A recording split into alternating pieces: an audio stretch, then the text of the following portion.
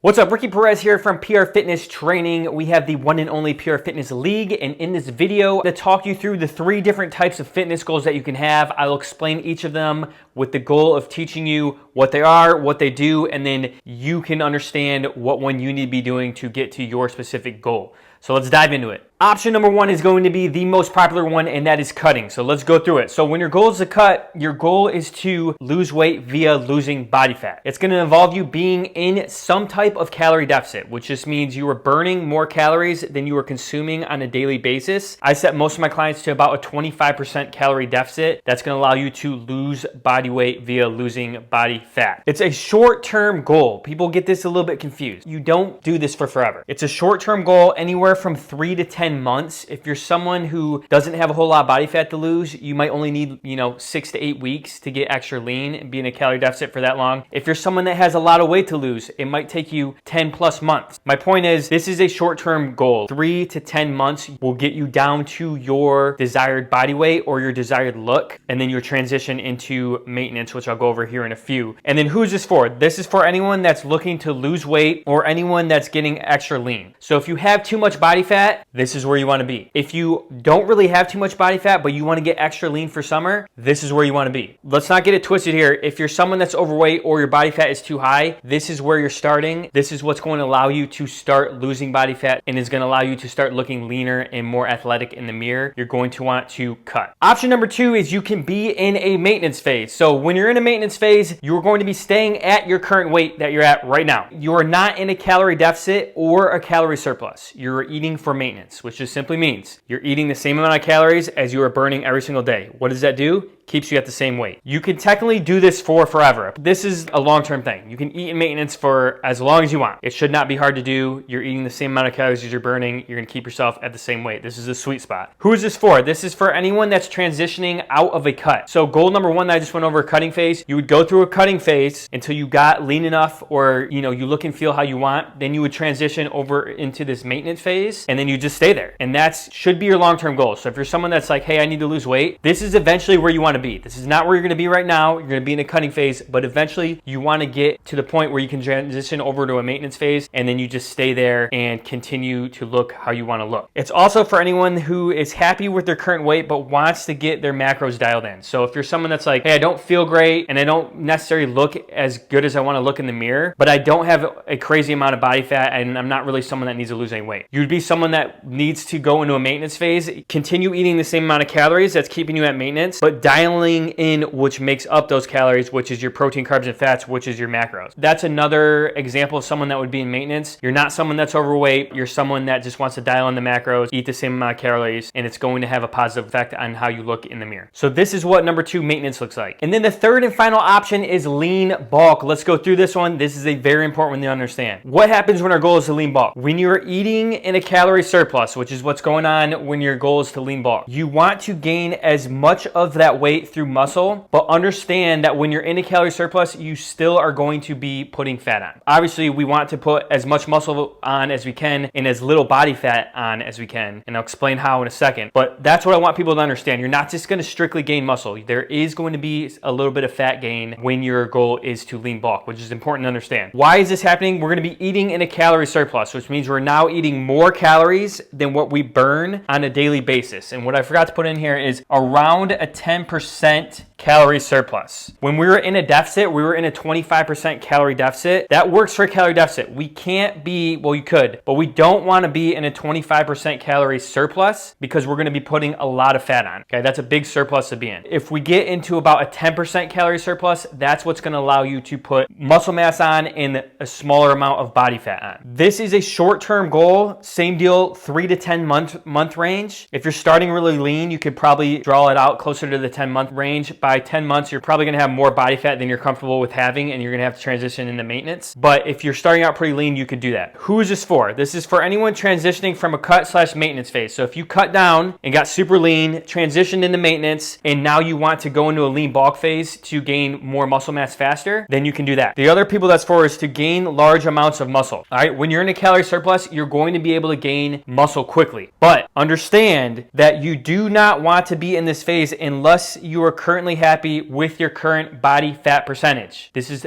the most important thing to understand on this. If you're not happy with how you visibly look right now, body fat wise, meaning like, hey, I don't look lean enough, then you don't want to do a lean bulk. Because if you do a lean bulk, you are going to gain more muscle mass, but you won't see that muscle mass because your body fat's too high already. And then your body fat's only going to continue to go up because we're eating in a calorie surplus. So if this is you where you're like, hey, I want to gain a large amount of muscle mass, but I'm not really that lean, you need to go into a cutting phase first, get your body fat percentage down, then you can go into a lean bulk phase once your body fat percentage is low enough, because that's the desirable outcome that most people want. Don't get that confused, because this is the most common misconception. When I go into more depth explaining this to people, they're like, oh yeah, actually, I don't want to do that. Body fat percentage needs to be low enough. Look at yourself in the mirror right now. If you're happy with how lean you are right now, you can do this. If you're not happy with how lean you are right now, do not do a lean bulk phase. So how do we make sure we put on the most muscle mass during a lean bulk without putting on too much body fat? The first thing is we need to be lifting weights. If you are in a lean bulk and you're not lifting weights, you will not be putting muscle mass on. Bad news. The second thing is we need to make sure we're around this 10% range. Again, if we're way higher than 10%, we're gonna be putting too much body fat on. It's just too many extra calories. They're gonna end up being stored as fat. You wanna keep that around a 10% calorie surplus. Those are the two main things to putting on